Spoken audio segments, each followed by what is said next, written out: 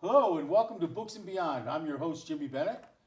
Books and Beyond is a show where we help people personify their aspirations. Before we get started today, I just want to give myself one shameless plug. Tis the season, Christmas time, and my book, A Castle Christmas, is a great holiday read. Just throwing that out there. And the other thing is, I want to give a plug for our Kappa group, the Southeastern Connecticut Authors and Publishers Association. We meet the third Thursday of every month at the Groton Public Library at 6:30. So anybody who has anything to do with the written word, agents, writers, editors, illustrators, you're more than welcome to come. We're always looking for fresh faces and new blood, and it's a great networking opportunity, and it's a good group of people. I think you'd enjoy it. It's a nice night. So I hope to see you there. So anyways, I'm excited tonight, so let's move on. And I would want to introduce our guest, JessieMay Kessler. That's right. Jessie is a fellow Kappa member. Yes. That's how we met. Right. And you are a author and therapist. Right. Therapist for many, many years. And then serious writer more recently. Right. Yeah. So interesting thing I wanted to ask you about. I know that you grew up in a home for juvenile delinquents. Now, Yes. how was that? Very interesting. Back in 1940s, when a boy got into trouble, instead of being thrown into prison with all the other guys, they were sent to these retention facilities, big buildings, they called them cottages back then. It actually was a leftover Shaker community, Oh, no kidding. and they took over the Shaker buildings and turned it into a place for the boys to go. And the boys had a chance to learn certain trades. And it happened to be that my father was a landscape instructor.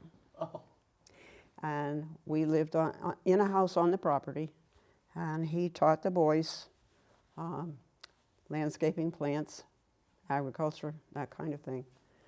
And that comes up a good bit in Bitzy's story, because Bitzy's story is about the time in my life when I was 5 years old and I contracted rheumatic fever. And at 5, in 1945, the cure for a rheumatic fever was 6 months of absolute bed rest. Now imagine keeping a 5-year-old in bed, flat on their back, for 6 months. unbelievable. And when you read the book, you'll hear how the doctor, who was the specialist, managed to rope me into being absolutely quiet in bed. And very clever. He came up with a very clever scheme, and I did. I maintained it almost until the very end. There's one chapter in Bitzy's story that tells about when I cheated, but Yeah. but I didn't get caught, so and it didn't harm my heart any. So Right. yep. So that's the industrial school.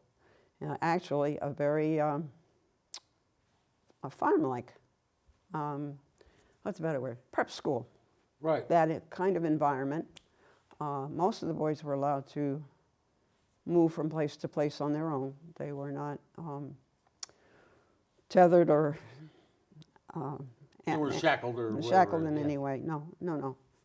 In fact, I have a story that never made it in here. When I was very little, I walked out to the end of my sidewalk, and there were 2 boys coming to the ball field, which was right across the street from my father, and his boys had built the ball fields. So the boys are coming along, and I walk over, and I start a conversation, and I'm chatting, and they're talking, and so forth. And suddenly my mother comes to the door, and she says, "Get in here." Yeah.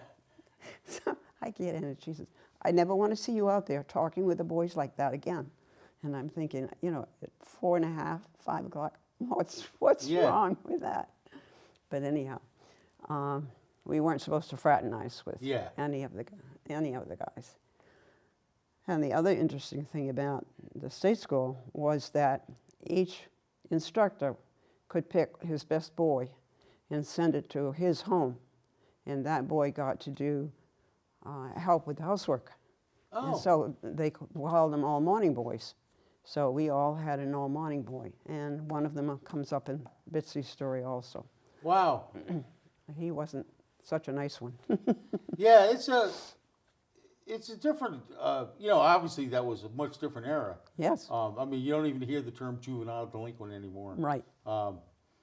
And it's fascinating to me to think about how that must have been. It was just a different way of looking at things, Right. It was like, for me, it was like living in a prep school with my father as one of the professors. Right. But it was much different than that in terms Yeah. of emotional content, yeah. Did you go to school on the I- property too? no. Or? The town had a school, Oh, so you went to the public school so in I town. went to the public school in town. But of course, because I was sick that whole first year, I didn't go to regular school until second grade. Oh, okay. And that again is all in. Bitzy's story is written from the child's perspective. And it was written almost 30, 40 years ago. And back then you sent it to publishers. So I sent it out to publishers, probably 27, 28 publishers. And it was turned down. But towards the end I began getting, it's well written, but it's not appropriate for us. It's an interesting concept, but we fill that category for this year, try us next year. And then one very honestly said to me, as a first-time writer with no history behind you, writing a book for an adult from the child's perspective just is not going to sell. And so, like any new writer, I took it and put it in the closet. Yeah. And then I didn't do anything very serious. I tried short stories and things like that, but nothing got any traction. And then when it came up to the point where my second husband passed away, I'm a therapist. I'm still having to work. I'm still carrying a load of clients. And about the first year after his death, I thought, I am going to go into a massive depression. And what can I do? And it occurred to me, his only biological grandson was only 5 years old when he died. So I'll write the love stories. And when he's grown up, then he will have a picture of his grandfather. Right. And so that's how A Bird and the Dragon came about. Oh. So that's why there's a hole in the middle between these two books. Right. This one sold okay. Again, I think the cover was a drawback because I didn't know then that this would look like a child's book. Yeah. But it's not. It's a love story for adults. Yeah. It's all about blending a family. How do you go about blending a family? 5 teenage daughters from 2 dysfunctional families. Wow. I went back to college and got my master's degree in counseling at that point. Yeah. Now, I one of the points I just picked out of I just have to mention is 2 things. One is, you said you wrote that story 30 or 40 years ago. Mm-hmm. And that's something I tell a lot of people and a lot of writers and stuff. It's incredible the time gap between when you write something and when it can actually get published or even recognized or well recognized. Mm-hmm. I always tell the story, I wrote a short story for a magazine 3 years ago. Mm-hmm. I just got a contract for it in the mail. You know what I mean? Yeah. Last month. Yeah. And I kind of like completely forgotten about it. Yeah. But there's a lot of Wally Lamb, I understand, had his book had been out for 8 years before Oprah Winfrey showed it on her show, and boom. Oh, wow, up, it took off. Yeah. So I tell people, and that you got to be patient. You know what I mean? It's not going to be, you're not going to slap that book down and, off to Hollywood. Right. The other thing is, which I like that thing, like you wrote that book so the 5-year-old grandson would know what it was like, what his grandfather was like, what it was like, with you. Yeah. And I encourage that with people all the time. Yeah. Your family history, write things down for your family. Very important. And it gives a different perspective. I like I say, if you write about everyday life now and how you look at major events in the world, I mean, there's things that are going on now or have happened, and how you feel about it. It in 100 years, when the historians write the book, it might be completely different. That's one thing I've learned. Right. That it's who writes the book Right. that gets the, you know what I mean? And that's the way the history is. Yeah. I mean, you don't know any different because that's their perspective. That's how they wrote the book. That's what they said. Right. And so I always say, you never know. You write your things down, and I just like the idea of the thinking that maybe my descendants in 100 years or 150 years, even if I'm gone to dust and my name's gone, that they'll look at it and say, oh, that's what Donald Trump, that's how people felt about him, or that kind of thing. So yeah. It's interesting that you put historical perspective on the whole thing. When I was 10 years old, I met my mother's oldest brother, who was on his way from San Francisco to New York to sign the papers for his first published book. He went on to be New York Times bestseller during the 50s and 60s. And he, of course, coached me once he had met me. And he didn't meet me until I was almost 10 years old. And I fell madly in love with him, and he with me. And we wrote back and forth off and on. So he, from a distance, mentored me a little bit. Right. And cautioned me about the success or non-success. Right. And the determination and the stamina that was needed to do this. And it's very interesting because one of his 4 first books were about family, and it was Mary Emmer and Company, which was about his mother. Well, once I had a book out, I started blogging and that kind of thing. And a few people have picked up on what I've said in my blog, and now they want to read my grandmother's book, Right. which was never published. And so now they're asking for this family book. Yep. Because they want to see her perspective on what her son wrote about. Right. So history is really very important, especially in memoir type stuff. Right. And so we've had to scratch around to find copies of her book that we could sell. Now, as a therapist, I want to know whether I'm pronouncing this right. It's Jungian? Jungian? Yep. Like it was a Y, Jung. Yeah. What is that? There were 3 major shrinks that got us all started in this mess. Freud, Adler, and Jung. Freud, most everybody's heard about him. Yep. And Jung studied under him for a long time. And when he got to the place where Freud insisted that the motivation, the humankind motivation for survival was sex, Jung broke with him because Jung felt that it was the reach for a higher power that was the driving force in human nature. And then the guy in the middle, Adler, is the one behind our school systems because he was somewhat handicapped, and his whole philosophy was setting goals and achieving your goals. Oh, wow. And so he's the background in our school systems. So when I was going for the divorce, because there's a divorce behind this one, there's also a divorce very much behind this one. Yeah. It was, well, I guess I'm doing a plug for this book now. I was in a marriage with a minister, and he was abusive, and I had to figure out how to get out of it. So I finally called his therapist, only I didn't know he had gone to this man yet, and asked for consultation and got a consultation, and he was really very nice to me until he figured out who I was. And then he said that if I wasn't pleased with the man that I was married to at the moment, I had blatant issues with men and I needed to go into therapy myself.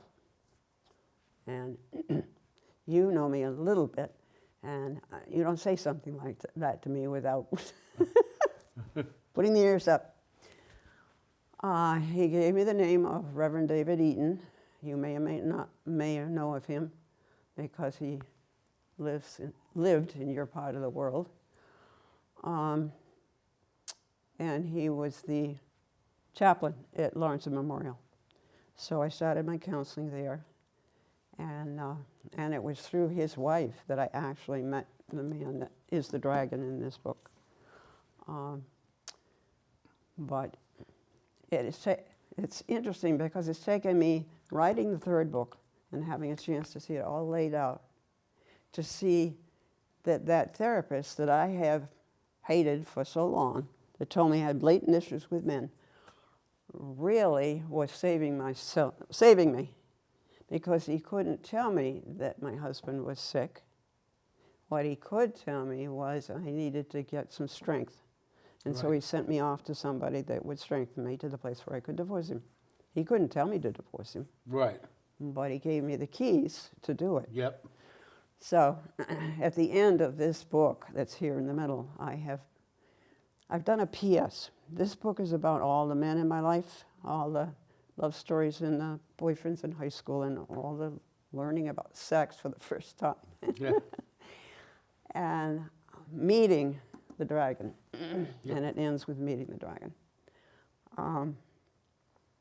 So I've done a PS on that book for those men that were important in my life, and so that the reader can find out what happened to these guys. Right. And I put that therapist in as a PS. Yep. Because I finally figured out that he saved my neck. He didn't. Yep. He didn't throw me away, which I had thought for, I don't know how many, 30, 40 years? Yeah. So it was after your divorce you became a therapist? Down the road after that? Yes. It was my experience with David Eaton that said I want to do that kind of work. And what do you usually generally? Dream interpretation. Okay. Yeah, it's the backbone of what I do. All right. Yeah, it's not behavior modification. I believe, and I think David believed also, and Jung believed, you can't build a house on a lousy foundation. So you've got to go back and find out where the bricks are missing and where the stones are missing, and use the unconscious to bring that material forward. And my work is not short-term, it's long-term. Yeah. Because we're really trying to rebuild the foundation, rebuild your confidence, get you to see things that you thought were holes are not actually holes. Right. And it's fascinating work. Yeah. Yeah. Because you also wrote an article for a local paper, right? Didn't you? Yes. Yes. Let's see. Was it like a Dear Jessica kind of thing, or? I had hoped it would turn into that, but it didn't. I apparently am too heavy-handed, so it always stayed one-sided. But it was called Tidbits from the Couch, and it was, I would take a situation that I ran into, turn it into a story, and illustrate the pitfalls and the things that you could do to make it better. Right. And I did that until, well, after Cy passed away. Seymour Kessler is the dragon, until after Cy passed away. And then it was as I was beginning to recover from that and beginning to talk about making new relations and meeting new people, I sent him an article that was very controversial, and he didn't choose to do it. He plugged something else in. And then about 2 months later, I sent him another one, and he just saw the book title. It was a new book that I was reading. He just saw the book title, and he fired me. Wow. So I have 17 years of columns. Yeah. Yeah. No, they were good columns. I do think in that particular situation, he had just lost his father, and he could not picture his mother being interested in anyone else at that point. Yeah. And because I'm a therapist, I know those kind of things go on behind the scenes. Right. So Right. he told me he needed more advertising space. So. Oh well, you know. Now, so you did all that writing, you know. I assume, was it once a week, once a month, or? Let's see, that was once a month. Once a month, but you had a constant flow of creativity. You were going and going. Yeah. And then, is that what led you to like, I want to write a book? No, when I was 10 years old, I met my uncle. One of the last face-to-face visits we had as a child. I told him that I wanted to be a big-time writer like him when I grew up. Oh, okay. 10 years old. Yep. Isn't it funny? You know, I always tell the same story. People ask me why I took James Michael Walker as a pseudonym, you know, a pen name. And the story really is, I was sitting around drinking gin with my brother and my other roommate, and we were talking about life. I was 18. And I said, well, I want to be a writer, you know. And they was like, oh, you know, you're a good chef. What do you want to be? You know, Right. don't stick with what you know. They, you know, writers, yeah, nobody, you know, blah, blah, blah. Yeah. So I said to him, well, you know what? I'm going to write a book. And when I do, I'm going to use my first name, your middle name, and your last name. All right? I said, so when you see it in print, you'll know I was right. Right. But, my God, it was 40 years later that I actually Yeah. sat down. And I mean, I wrote my whole life. I was always writing tidbits and poems and essays and this and that, but never published anything. Never, you know. Right. And it was much later. And sometimes I think, as you know, it's like in Capo. A lot of people are older, you know. Oh, yeah. And I I don't was know if it's surprised. like you have the time now or the discipline, because as you know, The discipline. writing is, you know, how do you get going? How do you keep like set hours? I know some people like will get up in the morning and say, I drink a cup of coffee and then I have 3 hours from 8 to 11 I work on my book, you know, or something like that. Or are you more of an inspirational?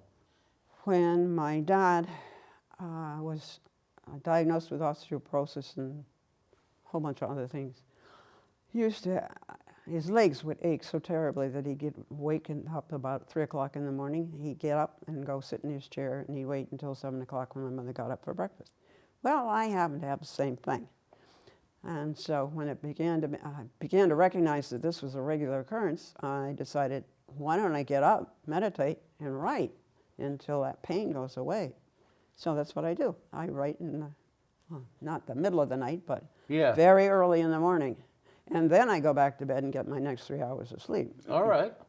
And I was able to do that even with writing some of the columns when the children were around, because you certainly cannot write when teenagers are around. Yeah, right, the house, House doesn't belong to you Yeah. when you have teenagers in it. Right, So my disciplined writing is like that. right. When I do a blog or that sort of thing, that's done wherever I can tuck it in. But, Yep. No, when I'm writing a book, I'm up at 3 in the morning, and I write I meditate for about half an hour to an hour, and then I write from then until 6, and then I go back to bed. Yep. Now, one other thing I had to ask you about, Yeah. and I want to say it right, is it the Reiki? How do you say the treatment? Reiki. Reiki. Yeah. Reiki, over time, a whole branch of psychology has kind of merged with physical therapists. And we've discovered that there's a whole electrical system in the body that most people don't know about. And Reiki comes from the Far East through Hawaii to us. And it is how do I say it? It's a very strict system of dispensing energy to someone who needs it. We did a bookstore, Merlin Books, yeah. and in that we did classes and things like that. So I introduced to hands-on healing, and again, it's in this one, talking about healing a person with hands-on healing. Reiki is just a more refined, more directed, more connected with a larger system. And I really only do it for friends and clients who need it and that sort of thing. Yeah. It's not a major part of my work. Right. But it's there, and I use it on myself. I wouldn't be sitting here if I didn't use it on myself. Wow. I have chronic fatigue, fibromyalgia. I have chronic Lyme, and I have spinal stenosis all together. So that's why the cane. Yep. Yeah. And then you throw in a little bit of vertigo. Yep. Well, I mean, you know, I know it's hard. You know, we're all getting older. Everything starts to fall apart on you. But As long as you keep that Gotta keep sharp that and going. you know. Got to keep the Now conviction. let's talk about your middle book real quick here before we wrap it up. Okay. The middle book picks up where Bitzy's story leaves off. It's going off to high school, and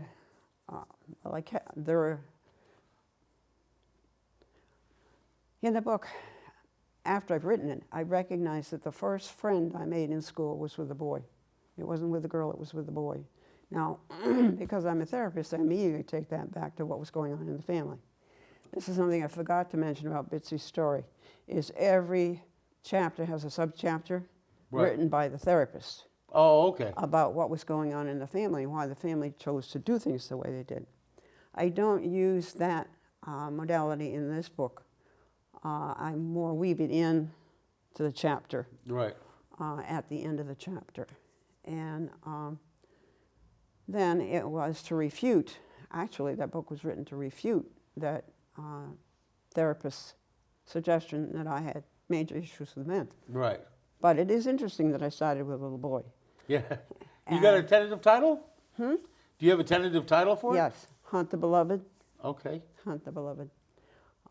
Because it is the hunt for their dragon, really. Yep.